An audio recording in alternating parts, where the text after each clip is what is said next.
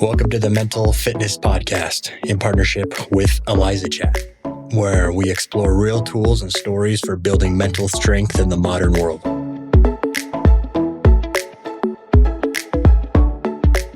Sleep touches mood, focus, memory, pretty much every part of mental fitness. In this episode, we look at why treating sleep like an engineering project can backfire, what CBT-I actually involves, and how changing our relationship with sleep helps insomnia more than piling on gadgets.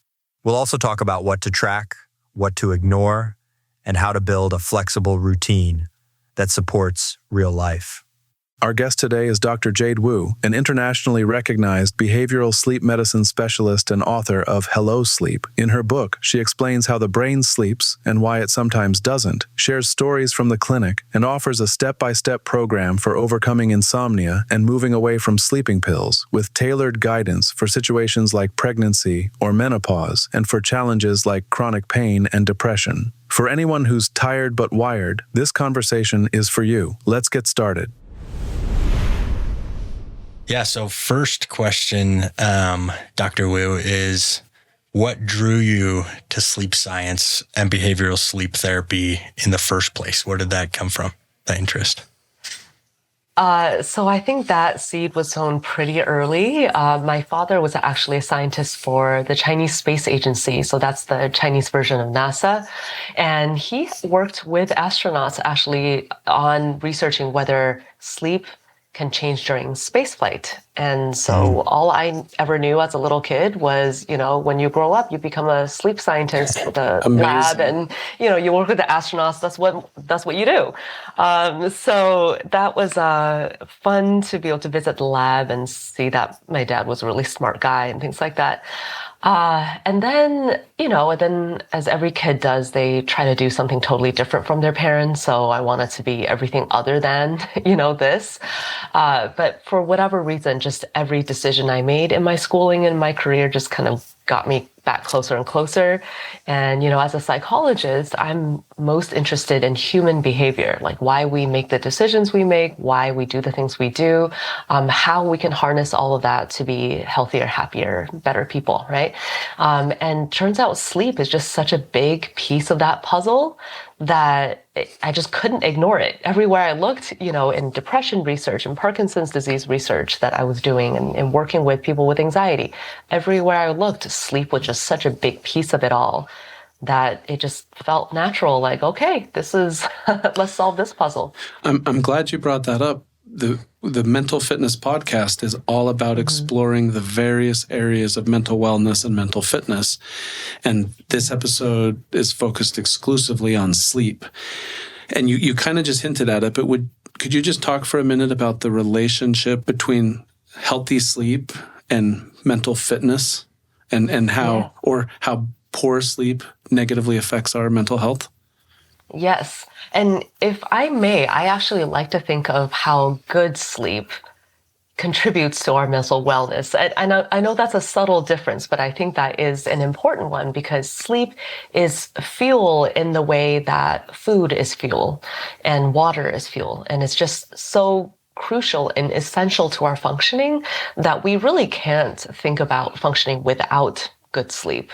It's kind of like a foundational thing. It's something that we should take for granted that, of course, we need good sleep for anything to happen.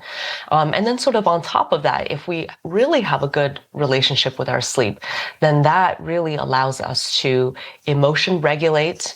It allows us to be ourselves and be our best, both in terms of our, relationships with other people, how we relate to people, communicate with people, and also in terms of how we process information, remember events, incorporate new learning into our own behavior, and how we make decisions and get creative.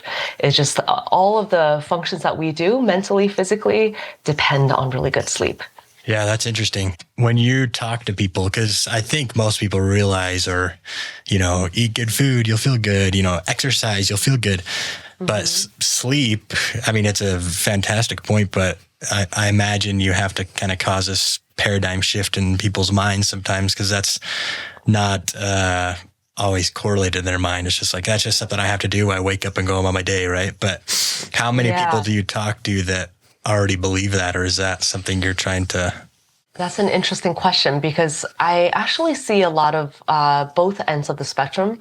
People who really don't care about sleep and they're like, oh, okay, it's a chore I have to accomplish to get from point A to point B. If I could get rid of sleep, I totally would.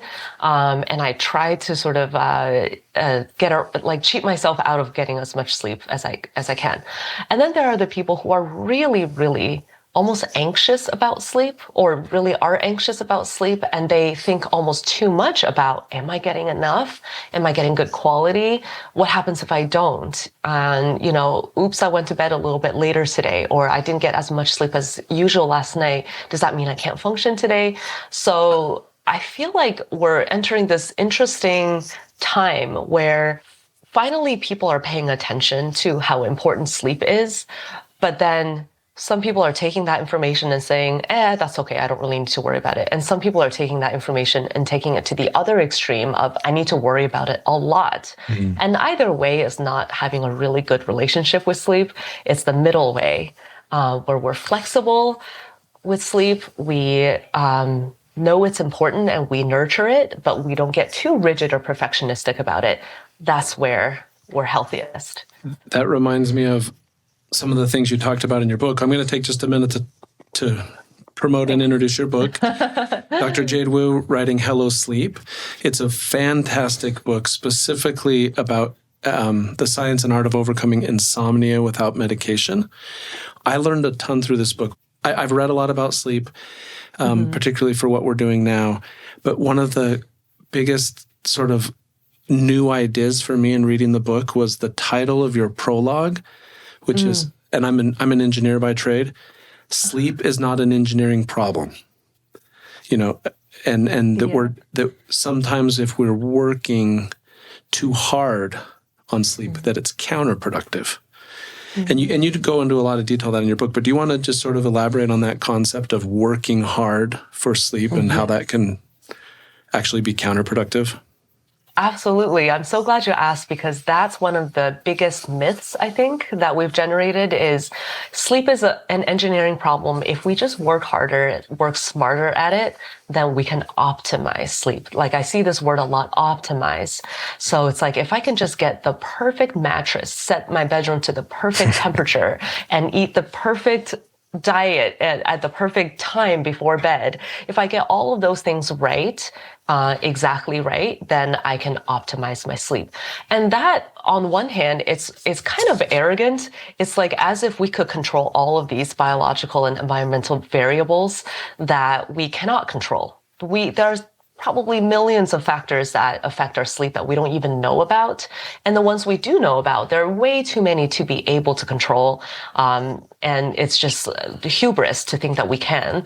And also at the same time, thinking that you need to control all of those things in order to get good sleep is just shooting yourself in the foot, because, I mean, if sleep is so fragile that you need to be perfect around it, then there's so many ways to ruin sleep, and you kind of like set yourself up for these wrong expectations, and then you get disappointed and you end up not sleeping as well. You put on too much performance pressure on yourself and you end up not sleeping as well. Yeah, that's interesting. And I imagine those that are, anxious about sleep, have insomnia, right? Or insomniacs.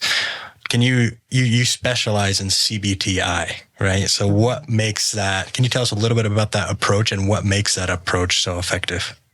Yes. So CBT-I stands for Cognitive Behavioral Therapy for Insomnia. So this is an approach that does not use medications. It's all about changing our relationship with sleep. So how we act around sleep, how we think about sleep, the things we do to our environment, and the things we say to ourselves about sleep. For example, often when people are having insomnia, they are getting really hard on themselves. They're saying, why can't I sleep? Of all people, why am I broken? Or what am I doing wrong? Or why am I so bad at this? And this kind of critical self-talk is not really helpful, right? Because nobody feeling kind of self-critical and self-blame is going to be happy or relaxed enough to fall into sleep. So I work with folks on changing their thinking around sleep, their way of talking to themselves about it. Not only at night when they're trying to sleep, but also throughout the day. Like, do we need to set up our day perfectly leading up to sleep, several hours of worth of, plans? Or can we just live as if we don't have insomnia and have fun and enjoy life? And in the process of doing so, you're actually more likely to earn your sleep by having mentally and physically and socially engaged in your life. So it's stuff like this that we do. I love this concept. For me, the first part of the book was like a sense of relief, because it was like, oh, good. I haven't finished the book yet. I haven't figured it out. I haven't solved. Here I go using the word again. I haven't solved my sleep problems. I haven't. Right. But it was a sense of relief that it's not an engineering problem to optimize, that I can get to a point where I change the way I think about sleep, and then it comes more natural. So on that, and you talk a lot about in particular in part 2 and part 3 of your book about sleep. Well, mostly in part 2, I think, sleep hygiene. And there are things that we can do to promote good sleep. But I like this idea that those contribute to good sleep experiences, but more importantly is how we think and feel about sleep. Yeah, absolutely. So with that said, the audience for this podcast is, people trying to improve their mental fitness, and sleep's an important part of that. One thing I learned from your book is there's sleep hygiene, but then when you're suffering from insomnia, sleep hygiene is not going to solve it for you. So maybe you can just talk a little bit about that, and then maybe we can move into how would one self-identify whether they're suffering from insomnia or just other sleep challenges. Yes, thank you for bringing that up, because sleep hygiene is, I think, very misunderstood. So think of it like this. Dental hygiene, brushing, flossing, good baseline, good behaviors to have. But if you already have a cavity, brushing and flossing is not going to get rid of your cavity, right? It's too little, too late.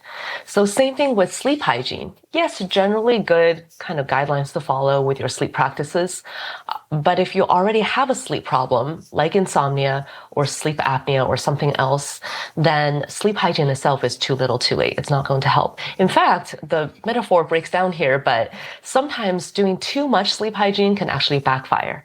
So people who are, like spraying lavender mist and, making sure they never use screens at night and things like that, they can be setting themselves up for too much expectation almost. Like it's like shining a big spotlight on the fact that they have insomnia in their life leading up to bedtime as they're performing all these rituals to have perfect sleep hygiene.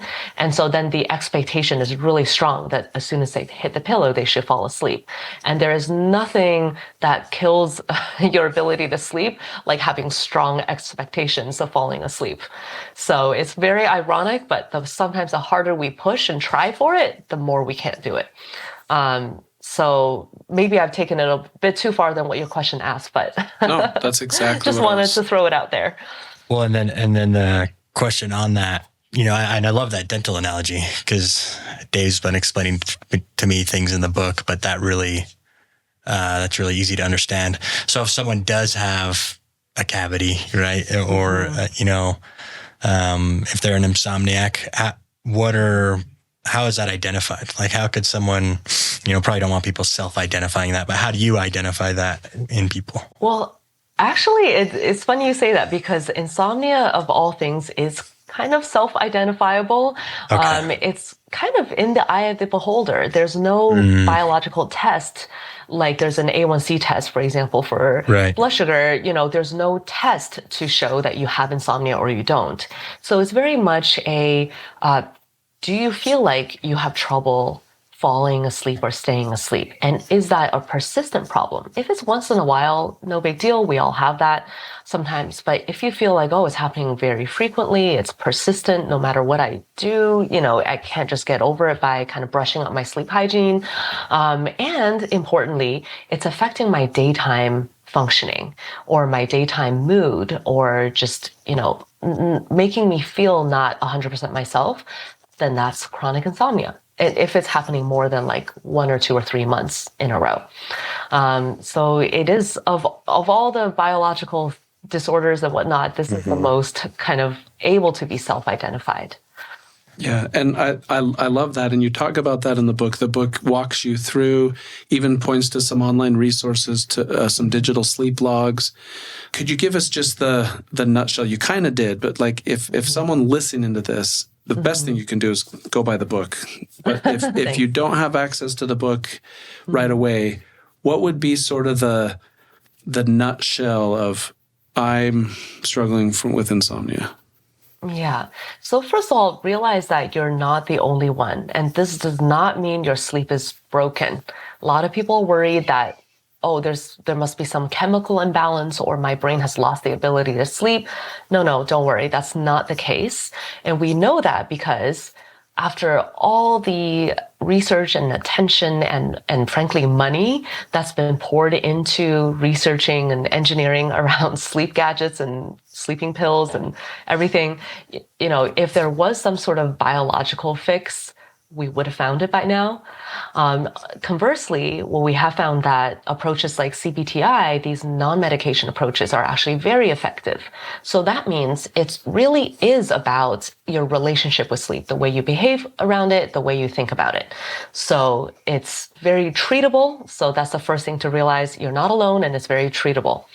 And then, if possible, go find yourself a behavioral sleep medicine specialist. I know that's a mouthful, but behavioral sleep medicine specialist basically means someone who specializes in helping you sleep without medications. And this is a healthcare provider, usually a psychologist, but sometimes another type of professional, who uses the principles of psychology and behavior change and, sleep science to help you turn that ship around. And also, if it turns out it's not insomnia, if it turns out you're actually struggling with a different type of sleep problem, an assessment from a sleep specialist can also help to discern that, because sometimes other things masquerade as insomnia, and you might have been doing things to try to solve your insomnia, like taking insomnia medication, but then things are not really that much better. That might be because you're struggling with a different type of sleep problem. Interesting. So I understand what you're saying with, especially if you have insomnia, the first thing to work on is your relationship with sleep, right? And then rethinking your relationship with sleep, not stressing about it, just letting your body do its thing. And when you're tired, go to sleep, don't have to go to bed at 9 p.m. and have the strict schedule every night. Right. But because for me personally, like I'm a little bit of a, self-proclaimed like biohacker, and I'm one of those. I'm one of those that spends money on all these sleep things. I have that expensive mattress you're talking about that cools down, right? My room is like 64 degrees at night. Like I've done all the Huberman-esque type things, right? But I never, up to this point, I've never struggled with insomnia. So if that does optimize my sleep, which for me, I feel like it does, that's okay, right? But maybe not so much for those that are, someone that's struggling with insomnia and tries those things, that could make it even more frustrating, it sounds like. Exactly. I think that's very well put.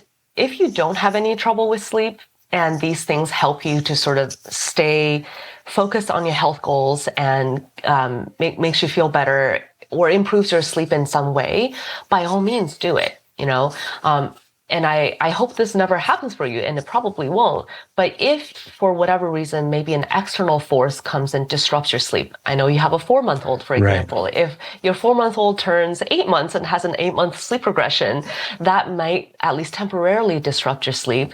And when you hit these temporary sort of shakeups, just remember that it's your behavior around sleep, your fundamentals in your relationship with sleep that will get you back on track. Not so much exactly what you set your thermostat to or what gadgets you use. So I think that's the way I like to approach it, is start with fundamentals, and the other stuff, if it helps, by all means. I like that. That makes sense. Yeah, that was super interesting for me. We talk a lot, the two of us, about sleep, and Luke is more financially invested in those things. And it's good because he sleeps well and he's incredibly healthy.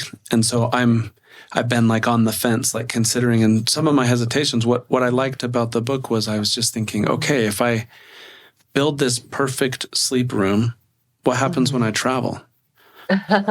And then if I'm used to the perfect sleep room and then I go stay in a hotel, is it a disaster? And so and between the two of us, I do more of the traveling. And so I'm trying to think of what are the things I do independent of the specific sleep environment. And so the book was like, yes, this is what I've been looking for to some extent. That said, these things are very effective for Luke and for others that I've talked to who swear by the Sleep 8 mattress or whatever it is, and they get a lot of benefit from it. One thing I wanted to just switch to is you've talked in the book about sleep gadgets, like wearables that measure your sleep and provide some of those things. And I was surprised. I learned a lot, but you had a different view than I expected going into the book. So, I mean, it was actually really interesting, the reasons why. So we probably have a lot of listeners who are biohacking, use sleep gadgets. Talk to us a little bit about your perspective on those and how we should think about those, how we can benefit from them and where they may not be as beneficial. Yes, I'm glad you bring that up, because I think these are becoming more and more popular because of the overall kind of biohacking trend or culture that is, becoming more pervasive. And I think for a lot of things, for example, as simple as like counting steps can be helpful for people to just stay on their health goals. Like if their goal is, I want to be more active, I want to make sure I hit 10,000 steps a day, then a step counter obviously directly contributes to that goal, right? But that's premised on a behavior that you can control. You can control how many steps you take. Like you can literally take one more step if you put your mind to it. But you cannot necessarily sleep one more minute just by putting your mind to it. Sleep is not a controllable behavior. It's a passive or it's an automatic behavior. So the most you can do is to allow it to happen or set the scene such that you don't get in the way of it, and welcome it, allow it to happen, but you can't make it happen.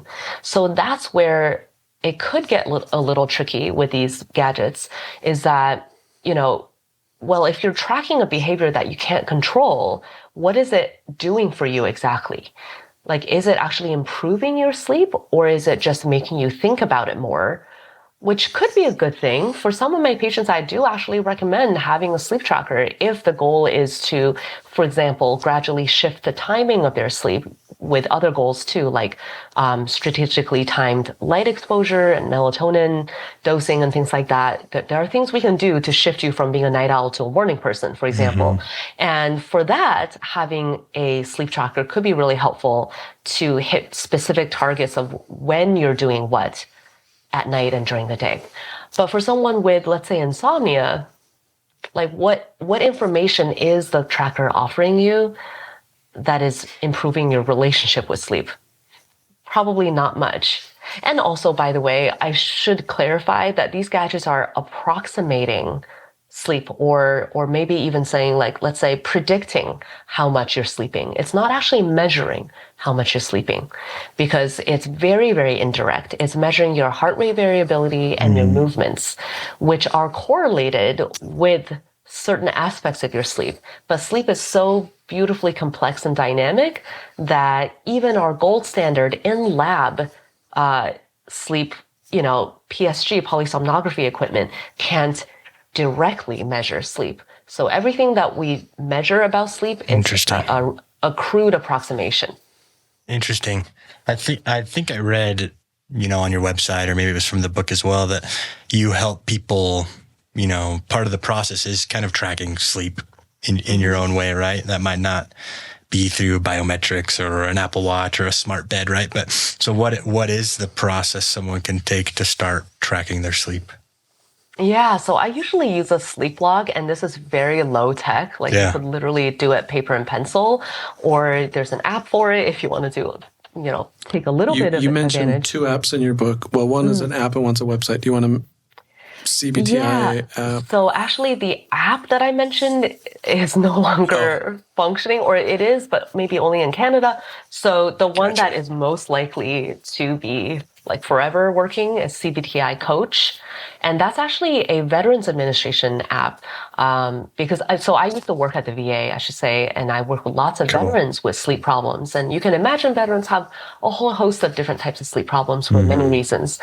So the VA developed this app to help veterans do CBT-I, called CBT-I Coach. And so it'll ask you things like, when did you go to bed? When did you turn out the lights? How long did it take you to fall asleep? And, takes a minute or two to do each morning. And the reason we do still want to keep track is because if we don't track at all, then we have no idea if we're making progress or not. But we want to track in this kind of low tech kind of way because one, the process of doing it helps people to understand their sleep patterns. So if I have to go in and actually answer the question of when did I get into bed and when did I turn out the lights to sleep, then my attention is drawn to the fact that maybe I got into bed at 9 p.m., but I didn't turn out the lights till 11. So there was a good 2 hours where I was kind of lounging in bed and associating my bed with being awake and the doom scrolling that I was doing, as opposed to being sleepy. So that, that's something my attention gets drawn to when I manually track. And also what's really interesting about something like insomnia is that we often are misperceiving our sleep when we don't sleep well. When we have insomnia, we are not only not sleeping well, we think we're sleeping even worse than we actually are. Because when we have insomnia, we have heightened awareness and heightened anxiety at night. So it prolongs what we feel is awake time. Yeah. So when we manually track our sleep, we can then not only get a sense of how much we're sleeping, but also the subjective experience of what someone is experiencing at night. And that's where I can get a lot of rich data and help people to understand, well, if this is my experience, this is probably what I'm thinking about sleep or what I'm doing about sleep, and here's how I can turn that around. Yeah, I like that. And if the basis of CBT-I is changing the way we feel about sleep, then a manual sleep log is more important because it's tracking how we feel about our sleep. Exactly. Regardless of what our body's saying. That's right. That's right. Yeah. And I should probably add, just to clarify for folks who are very goal-oriented, CBT-I is not just about feelings. There are definitely feelings involved, but there are very much concrete behavioral, practical things that we're doing differently as well. And that can also be tracked on a sleep log.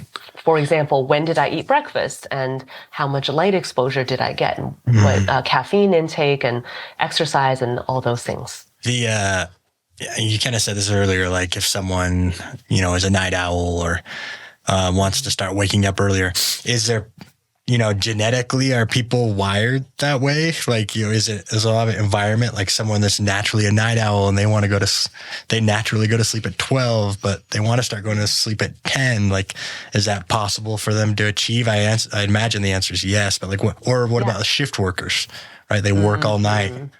And then they have to figure out how to sleep during the day. I imagine that's a challenge, right? What's your thoughts on all that? That is a huge challenge. Yes. So you're asking about circadian rhythms, which is a fabulous question because we often talk about sleep as if it was just a nighttime thing. And if you do it well when it's happening, then you're great. But really, sleep health is a 24-hour phenomenon because we not only want to get good sleep, we want to get it on a stable schedule and we want to get it at the right time for us. So you're right, everybody is sort of biologically, genetically hardwired to be a morning person, a night owl, somewhere in between.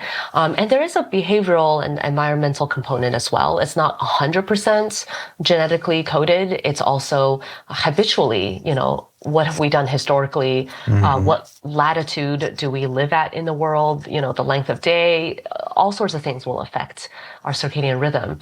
And luckily, we can shift our circadian phase. So it's not so set in stone that we're kind of doomed to be a total night owl with no changes whatsoever.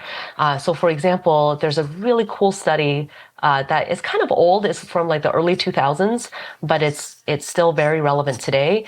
It was in Colorado. These researchers took these biologically hardwired night owls and biologically hardwired morning people camping in Colorado, in the beautiful wilderness in the mountains. And they did it for 4 days and 4 nights without their devices. And so they were like out and about in the sun during the day. And after lights out, they had no electronics, just like firelight.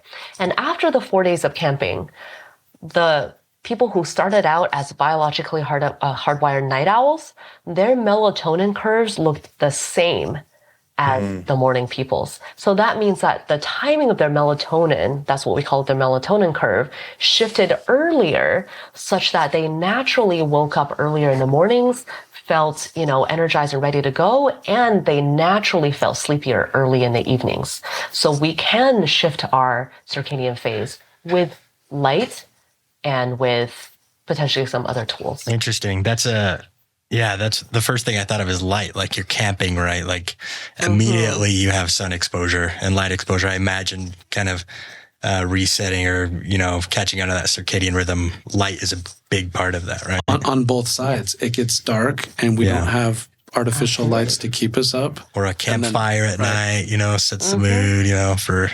That's right. Yes, because it's the short wavelength lights like blue, greens, broad spectrum, which includes the blues and greens. Those are the lights that stimulate the part of the brain that is the circadian clock timekeeper. So that part of the brain, the suprachiasmatic nucleus, if it's getting those short wavelength lights, then it's thinking, oh, it must be daytime. So if it's nighttime, you're in bed and you're scrolling and your phone is right here in your face, then that's tricking your brain into thinking that it's still daytime. So you're absolutely right. It goes on both ends. We need lots of light during the day and we need very little light at night, or at least very little short wavelength light at night. Yeah, that's good. I loved, you just talked about it, but in your book, you talked about it as well, that insomnia is a 24-hour problem. And I think even beyond insomnia, that good sleep, healthy sleep lifestyle, it's as much about what you do during the day as what you do during the night. Do you want to just elaborate on that a bit? Yes, absolutely. We know that biologically, insomnia really is a 24-hour phenomenon. It's really, so here's the weird thing that I tell people when I feel like they're ready to hear it. So I'm just going to tell you that insomnia is not really a sleep disorder. It's really more of an anxiety disorder or hyperarousal disorder. And it happens to manifest as not sleeping well at night. And also it happens to manifest as some particular symptoms during the day, including that tired but wired feeling, like you're kind of like, on edge, and you're really tired. So you're exhausted. So you wish you could nap, but you can't because you're so on edge, and you're irritable and, all of that. So it really is a 24-hour phenomenon. So that means when we treat the issue, it's also a 24-hour solution. So that means getting lots of light exposure during the day, lots of physical movement. It doesn't have to be hardcore exercise, but movement during the day helps. Social and mental engagement. So if you're, it's like a rainy day, you're horizontal on the couch watching Netflix all day, which no judgment, like we've all done that. I do that. But if you do that, then there's so little of that social and physical and mental engagement that your body really hasn't earned the sleep for that night. Because sleep is really just a byproduct of the wear and tear that you have on your body during the day and on your mind. So if there's no wear and tear, then there's not going to be sleep. I love how you talked about earning sleep during the day. Yeah, so I don't want to make it seem like it's a chore or like a big job to do. But really what I'm telling people is go and live a full life. Go have fun with your friends. Go get outside, throw that frisbee with your dog. Get active, get interested in something, even if it's not physical exercise. That is better for your sleep than trying to conserve energy and to do less. So if you feel like you're tired from having insomnia, the last thing you should be doing is, having a low-key day of doing nothing, of just vegging out. You should actually be active. Yeah, that's interesting. Like go exhaust yourself naturally and not, don't overdo it, but just go about your day. Right. On to kind of switching gears a little bit, but on that topic, have you seen any cultural or like generational trends in how people think about or approach sleep? Yes, what a fabulous question. Because have you noticed that the United States or like the US and some other like Western countries are the only ones that do not have a nap culture?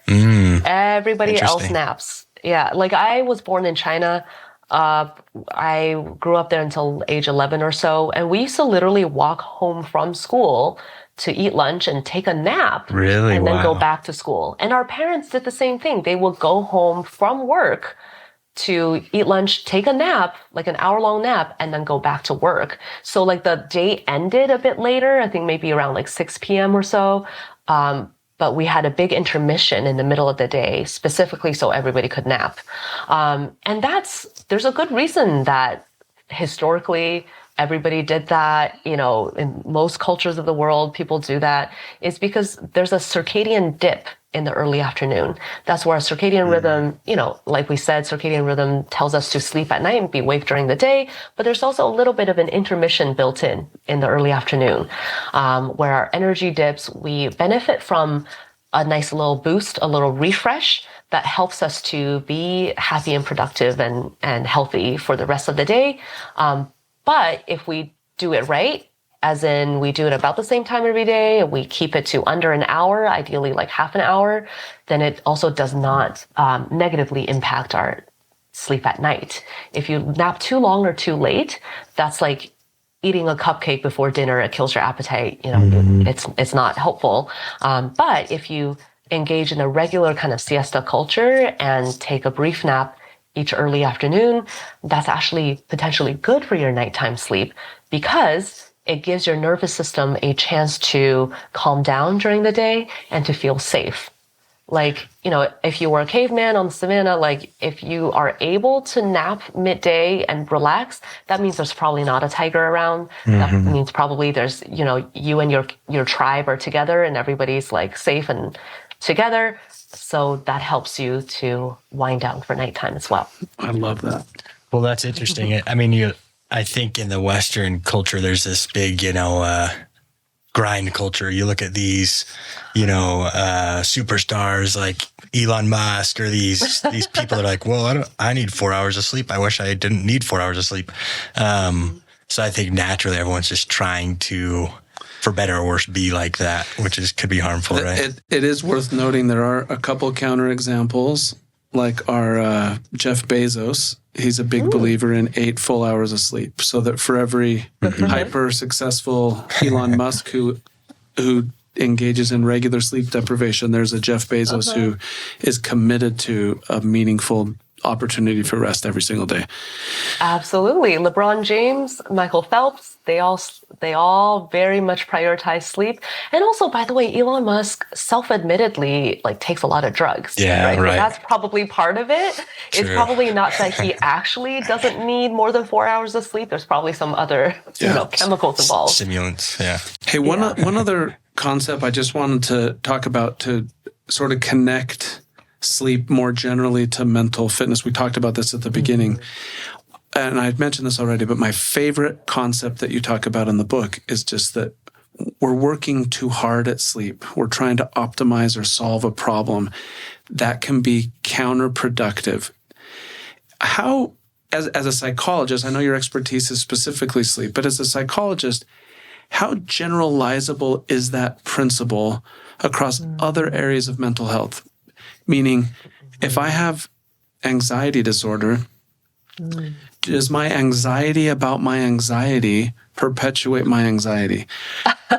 Good question. And if I'm suffering from major depressive disorder, is my just constantly woeing about how depressed I am contribute to further depression? That same concept is just fascinating to me, and I wondered if you had some insights on how generalizable that is across other areas of mental health.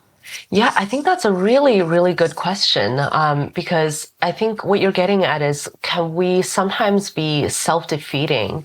And in the ways that we respond to our mental health problems, are we maybe exacerbating them? And I think that's very, very possible. So one good example in the anxiety realm is, for example, if you're anxious about public speaking, which I think most people can, relate to, and you try to counter that anxiety by being super prepared, like over preparing, you rehearse so much and you write down every word that you're going to say, you try to be, absolutely perfect. That amount of pressure that you put on yourself through the perfectionism is going to make the anxiety worse. Or even if in the moment for that particular speech that you give, you end up doing a good job because you rehearsed so well and you didn't make a single mistake, great. Temporarily, you feel relief. But then what that whole experience teaches you is that, oh, I do need to be anxious, that anxious leading up to speeches, because see how much I had to work in order to earn this relief, right? So then you don't give yourself an opportunity to relax a little bit about it, or to go with your intuition, or to trust your body or trust yourself. And then you don't have the opportunity to learn that actually, if I go with the flow, if I allow myself the opportunity to make some mistakes, I get to learn that it's actually okay to stumble a little bit. It's actually okay to be imperfect. A lot of good things actually come out of that serendipity. So is that kind of what you're getting at? Like, yes, that's perfect. Are response. We working too hard? Yeah. I was just that was just the concept that kept coming in my mind as I just really embraced that idea from your book about not trying to work too hard. There's things we can do and should do to improve our sleep, but just not being so worked up about it. I think that's a great way of putting it. The way I like to think is, sleep is our friend. So if we want to invite our friend to come hang out, of course we do the basic things to make her feel welcome, like cleaning up the house a little bit, making sure, we put away our distractions and our baggage so we're able to show up and hang out. But then after that, it's up to sleep to come and hang out. You can't really force it. You can't chase down your friend, because then you're going to earn yourself a restraining order, like you're going to strain that relationship. But the good news is that sleep is a really good friend, a very loyal friend. Sometimes she doesn't show up exactly the way you want her to, or the timing that you want her to, but hey, she always does show up, right? And she always has had your back and given you a lot in your life and helped you to perform and to have fun and feel good and clear your brain from toxins and, boost your immune system. Your sleep has done so much for you. So I think we need to start with some appreciation and also some trust. And once we have those in place, usually sleep will take really good care of you. That's a great perspective. Sleep is your friend, welcome it. Yeah, I like that. That's a great way to think about it. The title of the book, Hello Sleep. I mean, it's such a cool concept. That is a great concept. With the time left, I do want to talk about, if you're okay, postpartum sleep. Yes. I have a 4-month-old. There's going to be a lot of listeners that are going through this. Lots of people have kids. It's obviously challenging. It's challenging for me, but definitely a lot more challenging for my wife. She has to wake up every couple hours. Is she accruing this big sleep debt that she could never overcome? Like, how do you help people's relationship with sleep during postpartum? Because that's a unique difference, right? That is a really unique situation, because there are so many like hormonal, biological, and external forces involved that it's not just kind of about your your relationship with, I mean, it is, but there's also other factors involved. So I have two kids. I have a 5-year-old, a 3-year-old. So I'm very personally familiar with this. And I specialize in working with women with sleep problems. But big part of it is postpartum. So one is that we need to realize it's not uninterrupted sleep that is the golden goblet that we're searching for. It's not that you have to sleep 7-8 hours uninterrupted for it to be okay. So I think often people get too anxious about the fact that their sleep is broken up, and that anxiety ends up keeping them up longer than they need it to be awake.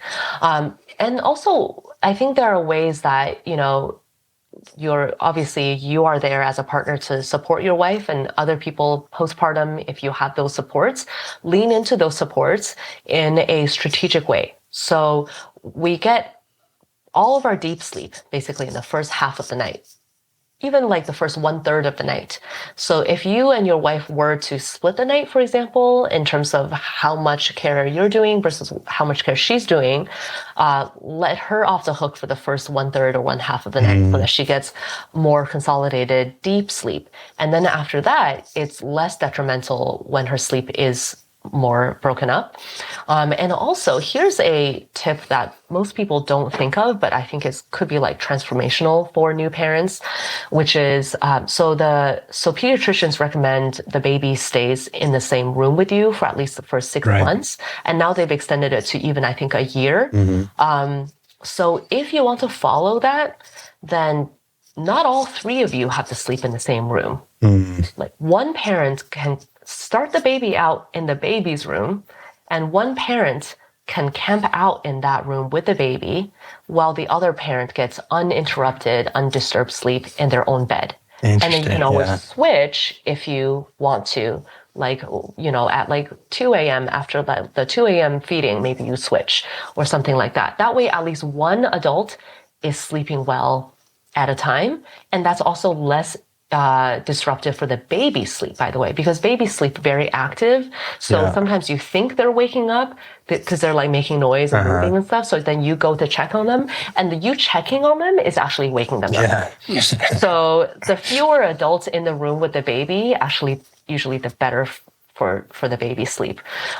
So if you can at least temporarily split up and sleep in different rooms, that's really helpful, especially for mom sleep. That's a great tip. That's a great tip. Thank you so much. Maybe to wrap up, let's just do a few kind of rapid fire questions, maybe a couple from each of us. One question I had for you is, what's something new you're personally exploring or learning right now in your field? In my field, to be honest, or just generally, it doesn't have to be around sleep. Yeah. Cool, because I'm super into theoretical physics right now, which has nothing to do with my field. I love that. But I find that I listen to theoretical physics lectures at bedtime. Like I always listen to an audiobook. That's awesome. And you know what? It's great for me falling asleep. It's like either I learn something cool, or it's like so over my head or so like whatever that it puts me to sleep. So it's perfect. The theory of relative sleep. Yeah, exactly. I was like, great, good job, Einstein. Okay, I'm gonna conk out now. Yeah. Here's a question. TVs in the bedroom, recommended, yes or no? Generally no. Okay. Another rapid fire question. What about alarm clocks?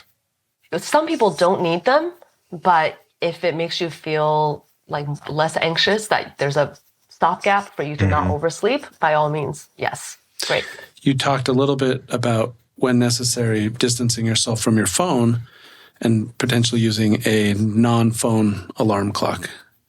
How often do you recommend that versus just it's not as that important, whether it's a phone or regular alarm clock?